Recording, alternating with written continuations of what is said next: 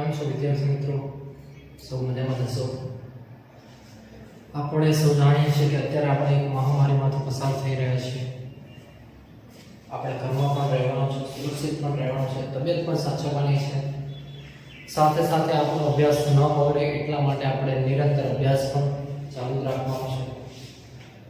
અને એટલા માટે જ તમારો અભ્યાસ બગડે નહીં એટલા માટે જ આપણે ઓનલાઈન માધ્યમથી એટલે કે અલ્ટ્રાવિઝન એકેડમી પાટડી દ્વારા તમને સતત ઓનલાઈન અભ્યાસ પૂરો પાડવાનો પ્રયત્ન કરવામાં આવે છે કે જેથી તમારો અભ્યાસ બગડે નહીં. અને અત્યારે ઘરમાં જ રહેવાનું છે તો તમારા સમયનો સદુપયોગ થાય અને પરિણામે તમે તમારો અભ્યાસ સારી રીતે ભણી શકો એટલા માટેનો જે એક આ પ્રયાસ છે. આપણે આગળ 2 પ્રકરણ ભણી ગયા છીએ, ત્રીજું અત્યારે ભણી રહ્યા છીએ. પ્રકરણ નંબર 12 છે જેનું નામ છે ધ્વનિ. અંગ્રેજીમાં એને કહેવાય સાઉન્ડ, જેને આપણે અવાજ પણ કહીએ છીએ. તો આપણે આગળ સમજીએ કે ધ્વનિ કેવી રીતે ઉત્પન્ન થાય છે. તે કોઈ પણ કંપિત વસ્તુ દ્વારા ધ્વનિ ઉત્પન્ન થાય છે. ધ્વનિ બીજી રીતે પણ ઉત્પન્ન થાય છે, જેમ કે ઘસવાથી, ખૂતરવાથી, બરાબર છે, હવા ફૂંકવાથી વગેરે દ્વારા આપણે ધ્વનિ ઉત્પન્ન કરી શકીએ છીએ. ત્યારબાદ આપણે ભણ્યા હતા કે ધ્વનિનું પ્રસરણ થાય છે. બરોબર, કઈ રીતે પ્રસરણ થાય છે તેના માટે સમજ્યા હતા કે હવાના કણો હોય છે. બરોબર છે, ધારો કે હું અહીંથી કોઈ ધ્વનિ કાઢીશ તો મારી આસપાસ રહેલા હવાના કણો શું કરશે તો કે પોતે કંપન અનુભવશે. પરિણામે કંપન અનુભવશે એટલે કે પોતાના જગ્યાની આજુબાજુમાં એ હલનચલન અનુભવશે. એટલે એને કહેવાય કંપન, એટલે કે કંપિત થાય છે. અને આ હવાનો કંપિત થયેલો કણ એની પછી ક્રમશઃ આવતા કણોને શું કરશે? કંપિત કરે છે.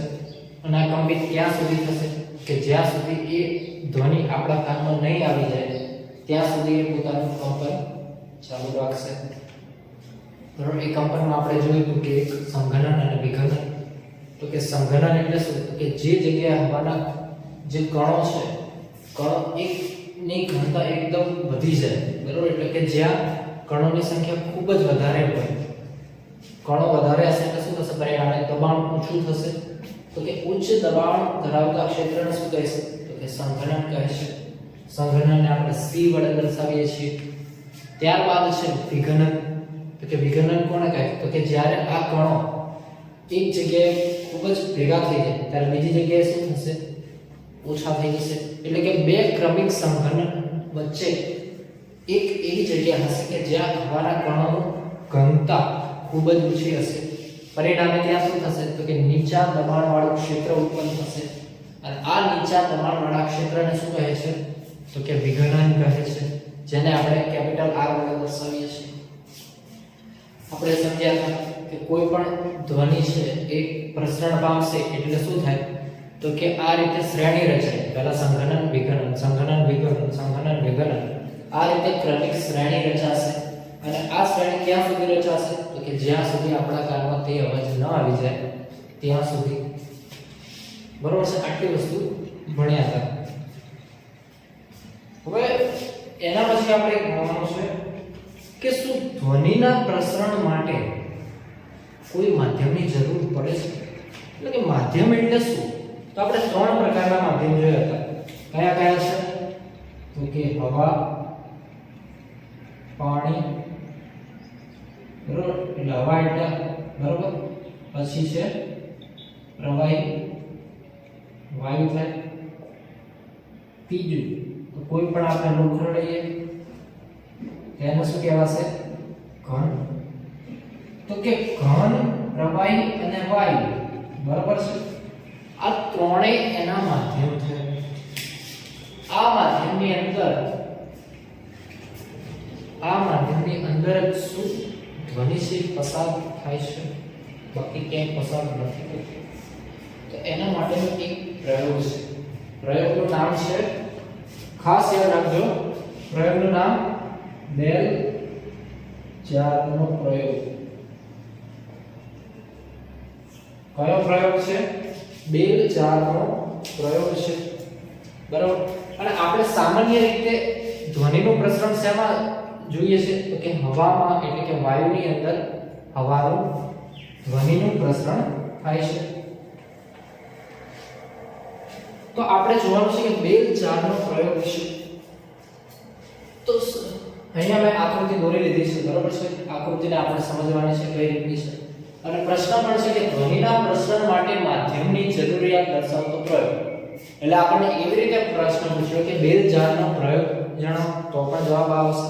આપણને એવી રીતે પૂછ્યું હોય કે હવાના પ્રસરણ માટે શું માધ્યમ જરૂરી છે, તો એના માટેનો પ્રયોગ દર્શાવો તો આ આવશે. અથવા એમ કહી દીધું કે હવાના માધ્યમ ધ્વનિના પ્રસરણ માટે માધ્યમની જરૂરિયાત છે તે દર્શાવતો પ્રયોગ વર્ણવો, તો પણ જવાબ આ જ આવશે, બરોબર છે. મૂળ વાત એમ છે કે ધ્વનિના પ્રસરણ માટે કોઈ માધ્યમની જરૂરિયાત પડે છે એ દર્શાવતો પ્રયોગ છે, બરોબર છે. તો એના માટે અહીંયા મેં આકૃતિ પહેલેથી દોરી લીધેલી છે. આપણે આકૃતિને સમજી લઈએ કે કઈ વસ્તુ શું છે. તો કે મેં શું કર્યું કે એક બેલ જાર લીધો. બેલ જાર એટલે તો કે જે આ પાત્ર છે એને કહી દીધું બેલ જાર. તો મેં એક બેલ જાર પાત્ર લીધું, બરાબર છે. એ પાત્રની એવી રીતે મેં કર્યું કે એની અંદર મેં એક વિદ્યુત ઘંટડી મૂકી.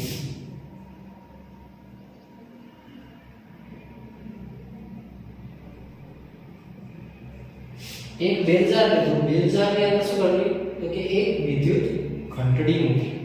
આ ઘંટડીને મેં વાયર સાથે જોડીને અહીંથી વિદ્યુત પ્રવાહ આપ્યો. શું આપ્યું? વિદ્યુત પ્રવાહ. આ જે સિમ્બોલ છે એ છે આપણી સ્વિચ, કે જેથી આપણે શું કરી શકીએ? ચાલુ બંધ કરી શકીએ, બરાબર છે. હવે આ જે છે એ કોર્ક છે.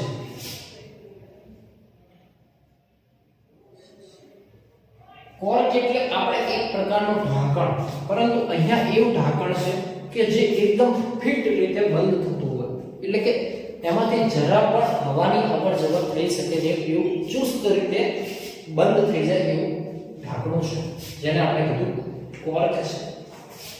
પછી જે આ નીચે પાઇપ દેખાય છે એ છે આપણી હવા શોષક પંપ, જેને કહીશું વેક્યુમ પંપ, બરોબર છે. હવા શોષક પંપ અને વેક્યુમ પંપ.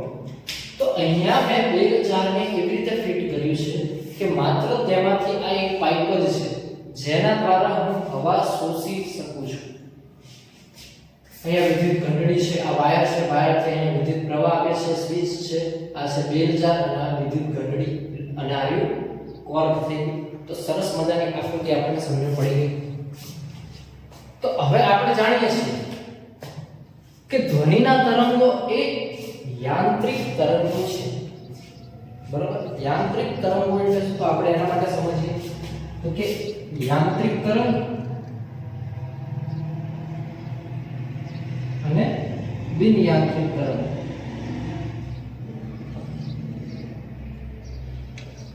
તો બે પ્રકારના તરંગના બે પ્રકાર છે. એક છે યાંત્રિક તરંગ અને બીજું છે બિન યાંત્રિક તરંગ. હવે ધ્વનિ છે એ છે યાંત્રિક તરંગ છે. તો કે કઈ રીતે છે? તો એના માટે જ આપણે આ પ્રયોગ કરીએ છીએ,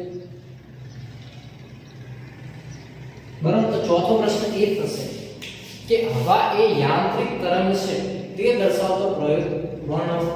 તો સમજો શું કીધું? હવા એ યાંત્રિક તરંગ છે તે દર્શાવતો પ્રયોગ વર્ણવો, તો પણ આ જ જવાબ આવશે. તો સમજીએ કઈ રીતે થાય છે યાંત્રિક તરંગ. પછી હું બંનેનું કહી દઉં કે યાંત્રિક તરંગ એટલે શું અને બિન યાંત્રિક તરંગ એટલે શું, બરાબર છે. તો પહેલા આપણે સમજી લઈએ તો કે ધ્વનિ એક યાંત્રિક તરંગ છે અને ધ્વનિના પ્રસરણ માટે કોઈ માધ્યમની જરૂર પડે છે. એ આપણે માની લીધું કેમ કે આપણે પ્રયોગ પરથી સમજવાના છીએ. તો કે ધ્વનિના તરંગો શૂન્યાવકાશમાંથી પસાર થઈ શકતા નથી તે માટેનો પ્રયોગ નીચે દર્શાવે છે. એટલે કે આપણે જાણીએ કે ધ્વનિના તરંગો યાંત્રિક તરંગો છે, બરોબર. તેને પ્રસરણ પામવા માટે માધ્યમની જરૂર પડે છે. અને શૂન્યાવકાશમાં તે પ્રસરણ પામતા નથી તે દર્શાવતો પ્રયોગ આપણે અહીંયા જોઈએ છીએ. તો જોઈએ તો કે શું કર્યું આપણે? તો કે એક વિદ્યુત ઘંટડી અને એક કાચની હવાચુસ્ત બેલજારનો શું લીધું આપણે? એક વિદ્યુત ઘંટડી અને એક કાચની હવાચુસ્ત બેલજાર. તો બેલજાર લીધી જે કાચની છે, બરોબર છે, જેને આકાર આપણે જોડી શકીએ છીએ. એક વિદ્યુત ઘંટડી તો જેને દર્શાવી છે એ પ્રમાણે લીધી છે. પછી કીધું કે વિદ્યુત ઘંટડીને બેલજારમાં લટકાવો. એટલે વિદ્યુત ઘંટડી છે અને આપણે બેલજારની અંદર શું કર્યું? લટકાવી દીધી છે. ત્યારબાદ શું કે બેલજારને આકૃતિમાં દર્શાવ્યા પ્રમાણે હવા શોષક પંપ સાથે જોડો. એટલે કે હવા શોષક બેલજાર છે આપણું, એને શું કર્યું? હવા શોષક પંપ સાથે જોડી દીધું. ત્યારબાદ શું કીધું કે જ્યારે આપણે અહીંયા વિદ્યુત ઘંટડી છે એટલે કે આને વિદ્યુત આપીશું તો શું થશે? એ ઘંટડી વાગશે. આપણે સૌ જાણીએ છીએ આપણા ઘરની મેઇન બારણાની બહાર હોય છે સ્વિચ, ત્યાં બેલ વાગે છે, આપણે દબાઈએ તો ત્યાં આપણે શું કરીએ છીએ કે એ સ્વિચ દબાઈએ એટલે કે વિદ્યુત પ્રવાહ તેમાંથી પસાર થાય છે અને પરિણામે તે ઘંટડીમાં બેલ વાગે છે. તો કે ઘંટડીની બેલ કઈ રીતે વાગે? તો કે આ એક ગોળ છે એ ધાતુ હશે, બરાબર? એ ધાતુ જોડે અહીંયા છે દંડી જેવું દેખાશે, એ શું છે? બીજી ધાતુ. બંને જ્યારે અથડાશે ત્યારે શું થશે કે આ જે ગોળ ધાતુ છે એની અંદર શું થશે? કંપન ઉત્પન્ન થશે અને પરિણામે આપણને એના કંપનનો અવાજ સંભળાય છે, ધ્વનિ સંભળાય છે. તો અહીંયા સુધી સ્વિચ ચાલુ કરવાથી ઘંટડીનો અવાજ સાંભળી શકાય છે. તો આપણે સૌ જાણીએ છીએ કે સ્વિચ ચાલુ કરીએ એટલે શું થાય? ઘંટડીમાંથી અવાજ આવે. કેમ? કે એમાં કંપન થાય છે એટલા માટે. તો કે ત્યારબાદ શું કરે છે? તો કે આ હવા શોષક પંપ દ્વારા શું કરે છે? આપણે હવા શોષક પંપ દ્વારા બેલજારમાંથી, આ બેલજારમાં હવા રહેલી છે તે હવાને ધીમે ધીમે બહાર કાઢીએ છીએ. જેમ જેમ આપણે હવા બહાર કાઢતા જઈએ છીએ તેમ તેમ શું થાય છે? હવા બહાર કાઢતા ઘંટડીનો અવાજ ધીમો થતો જશે. શું થાય છે? તો કે બેલજારમાંથી જેમ જેમ આપણે હવા બહાર કાઢીએ છીએ તેમ તેમ તેમાંથી બહાર આવતો ધ્વનિ અવાજ કેવો થશે? તો કે ઓછો થતો જાય છે. હવે જ્યારે બેલજારમાંથી બધી જ હવા કાઢી લેવામાં આવે, હવે જ્યાં હવા જ નથી તેને શું કહેવાશે? તો કે શૂન્યાવકાશ કહેવાશે. તો કે જ્યારે બેલજારમાંથી આપણે બધી જ હવા બહાર કાઢી લીધી છે પરિણામે બેલજારની અંદર શું થશે? તો કે શૂન્યાવકાશ થઈ જશે. અને જ્યારે આપણે ધીમે ધીમે હવા બહાર કાઢતા હતા ત્યારે થતું હતું શું? તો કે ઘંટડીનો અવાજ ધીમો થતો જતો હતો. હવે થયું શું કે બેલજારમાંથી બધી જ હવા બહાર કાઢી લીધી એટલે કે ત્યાં શૂન્યાવકાશ કરી દીધું. પરિણામે શું થાય છે કે ઘંટડી તો વાગે છે પરંતુ તેનો અવાજ બહાર નીકળતો નથી. બરોબર? આપણને બહાર તેનો અવાજ આવતો નથી. હવે થાય છે શું કે ધીમે ધીમે તેમાં હવા અંદર દાખલ કરીએ છીએ. જેમ જેમ હવા દાખલ થશે તેમ તેમ શું થશે? તો ઘંટડીનો અવાજ એ વધતો જશે. શું થાય છે કે જ્યારે બેલજારમાંથી બધી હવા કાઢી લેવાની સ્વિચ ચાલુ કરવા છતાં ઘંટડીનો અવાજ સંભળાતો નથી, જે આપણે કીધું. પરંતુ હવે શું તેમાં હવા દાખલ કરવામાં આવે તો ફરીથી ઘંટડીનો અવાજ વધતો સંભળાય છે. એટલે કે શું થાય? હવા જ્યારે કાઢી લીધી ત્યારે તેમાંથી જરા પણ અવાજ આવતો નહોતો, પરંતુ જ્યારે હવા અંદર દાખલ કરવાની શરૂઆત કરી ત્યારે શું થાય છે? તો કે અવાજ ધીમે ધીમે આવવાનો ચાલુ થાય છે. તો એનો મતલબ શું થયો? તો કે ધ્વનિને પ્રસરવા માધ્યમની જરૂર પડે છે. માધ્યમ એટલે શું? તો અહીંયા થયું હવાનું માધ્યમ. તો આ પરથી આપણે કહી શકીએ કે ધ્વનિ એક યાંત્રિક તરંગ છે અને ધ્વનિના પ્રસરણ માટે કોઈ માધ્યમની જરૂર પડે છે. તો અહીંયા આપણે કયા માધ્યમ લીધું તો કે હવાનું માધ્યમ લીધું છે. તો જ્યારે હવા બહાર કાઢી લીધી એટલે કે કોઈ માધ્યમ હતું જ નહીં ત્યારે ધ્વનિ પ્રસરણ પામતું જ નથી. જેવું આપણે માધ્યમ આપ્યું એટલે કે હવા આપણે અંદર દાખલ કરી તો આપણને ધ્વનિ સંભળાવવાનું ચાલુ થઈ ગયું. તો આ પ્રયોગ પરથી આપણે કહી શકીએ કે ધ્વનિને પ્રસરણ પામવા માટે માધ્યમની જરૂર પડે છે.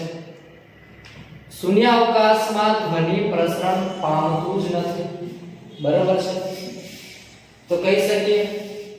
હવે વાત રહી આપણે શરૂઆતમાં એક પ્રશ્ન છોડ્યો હતો કે યાંત્રિક તરંગો એટલે શું અને બિન યાંત્રિક તરંગ એટલે શું.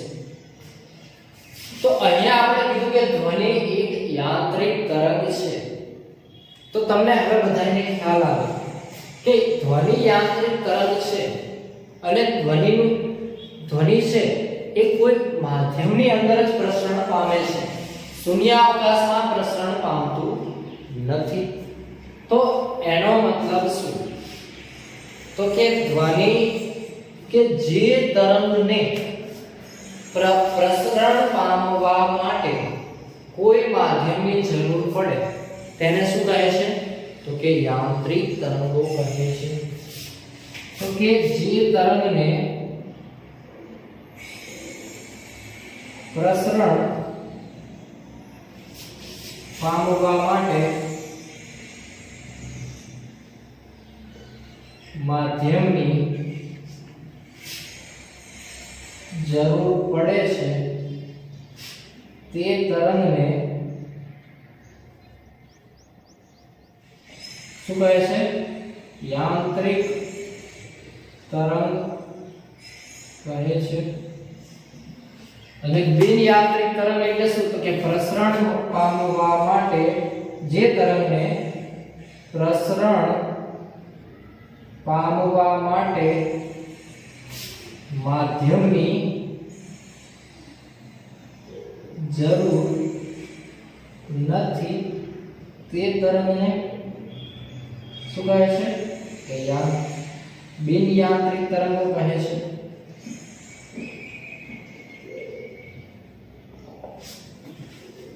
તો ખ્યાલ આવ્યો કે બિન યાંત્રિક તરંગ એટલે શું અને યાંત્રિક તરંગો એટલે શું.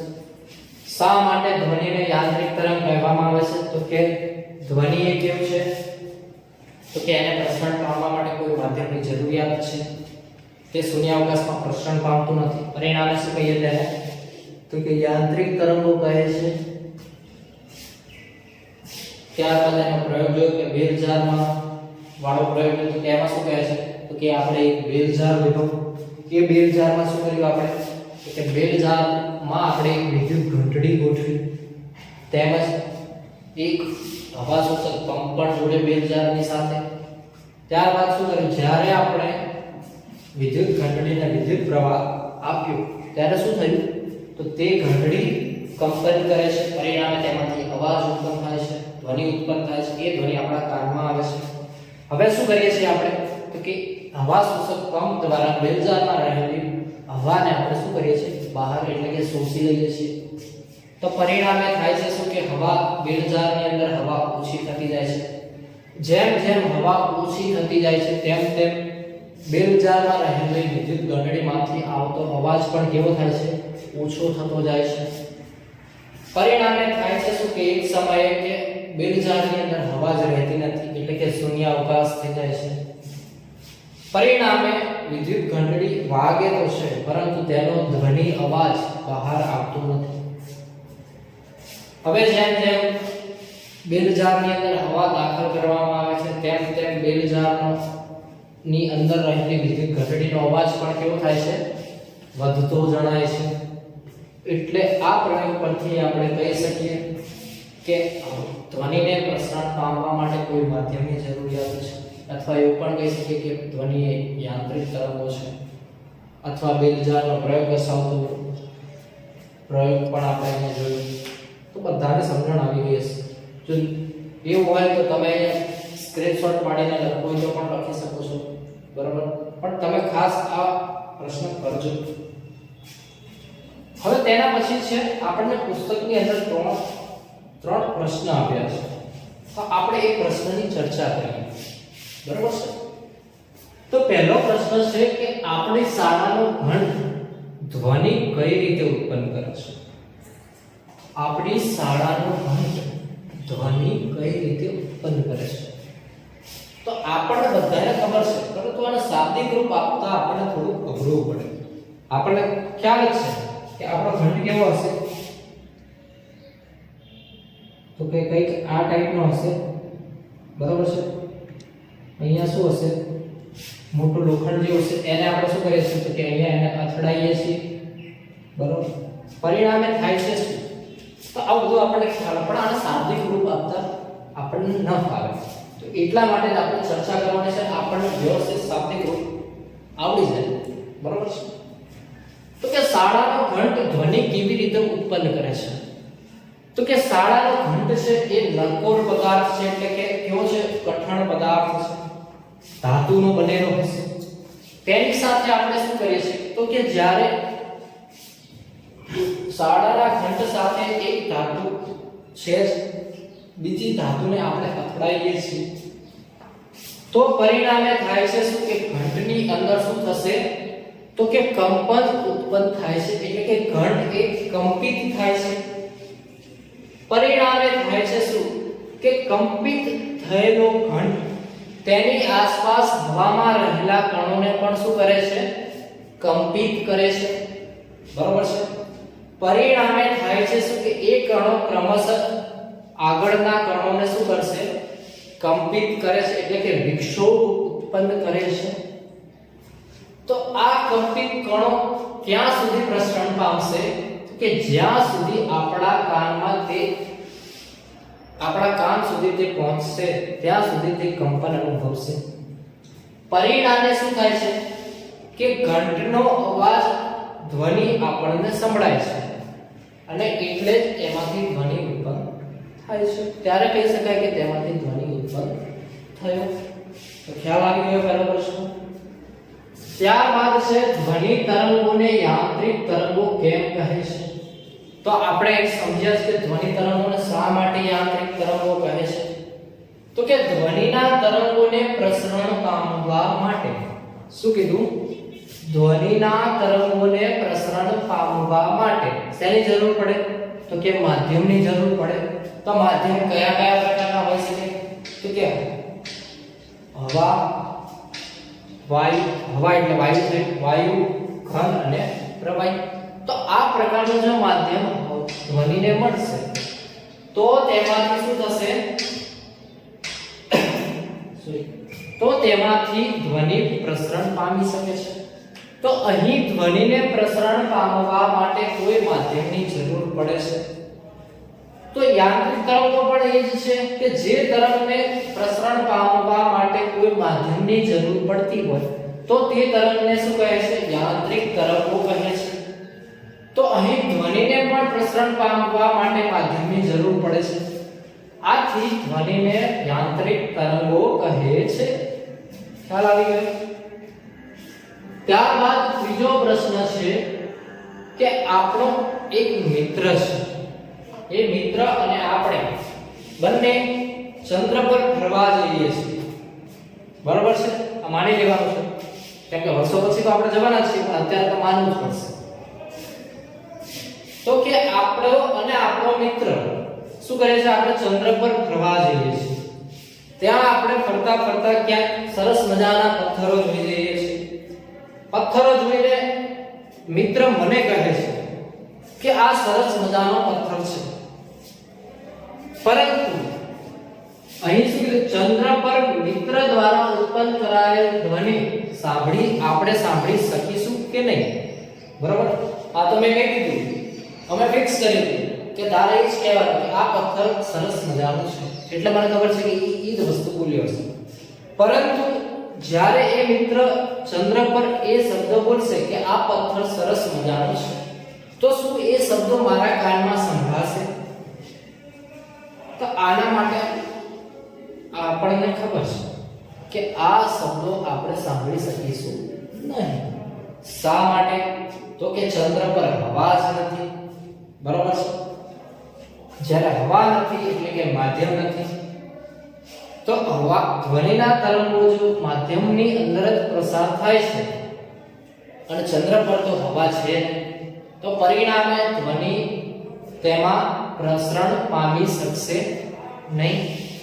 એટલા માટે ચંદ્ર પર મિત્ર દ્વારા બોલાયેલા શબ્દો આપણે સાંભળી શકીશું નહીં.